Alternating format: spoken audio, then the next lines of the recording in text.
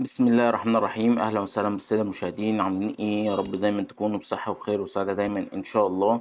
حلقه جديده على قناتكم المفضله، قناه شيف محمد عبده. احب قبل ما ابدا الحلقه اتاسف على اي صور او على اي شكل حضراتكم هتشوفوه فعلا، عشان الموضوع هيكون فعلا وحش او ممكن يضايق بعض من حضراتكم. لكن قبل ما ابدا الحلقه احب افكركم، لو انتوا اول مره تشوفونا ما تنسوش تعملوا اشتراك للقناه، وكمان تفعلوا زر الجرس عشان يوصل لكم كل جديد ان شاء الله. كمان ما تنساش تنزل تعمل اعجاب على الفيديو ده، وتنزل حالا تسيب لي رايك تحت في التعليقات، وشير الفيديو لاكبر عدد يشوفه. لكن حلقه النهارده، الحلقه دي ليكم انتم، الحلقه دي انا مش هتكلم فيها، انا هدي مقدمه وهسأل حضراتكم بس، وهسيب كل الردود وكل التعليقات لحضراتكم. حضراتكم الحلقة دي ليكم انتوا، فحضراتكم انتوا اللي هتتكلموا، حضراتكم انتوا اللي هتقولوا، حضراتكم انتوا اللي هتدوا كل التعليقات على الشغل اللي حضراتكم شايفينه ده.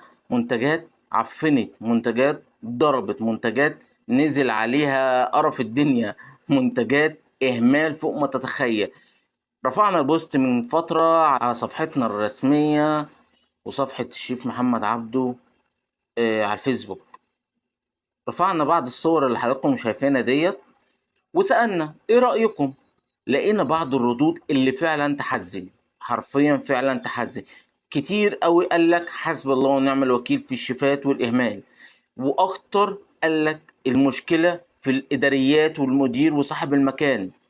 هنا الاختلاف كان كبير جدا، هنا الاختلاف كبير جدا، وانا احترت اطلع اتكلم في اني جنب في الاتنين. انا طبعا مش هخش مع جنب واحد، لا احنا هنتكلم في الاتنين. لكن قبل ما نتكلم في اي حاجة، انا قلت اعرض لحضراتكم بعض الصور وبعض الشغل، وهسيب الفيديو ليكم انتم، هسيب الفيديو فاضي ليكم انتم. كل واحد يشوف الحلقة دي ينزل دلوقتي يقول لي رأيه ايه، يكتب لي تحت في التعليقات دي مشكلة مين.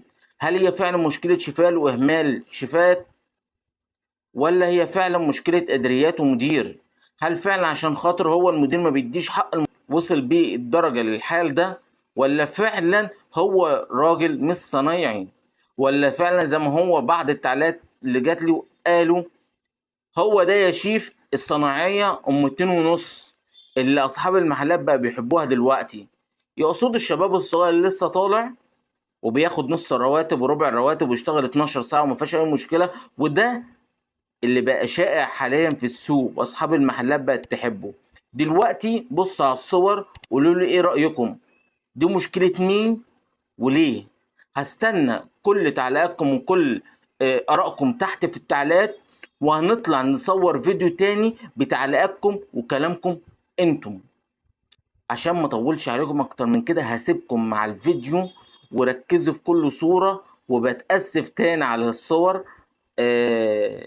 اتفرجوا، ومستني تعليقكم تحت في التعليقات.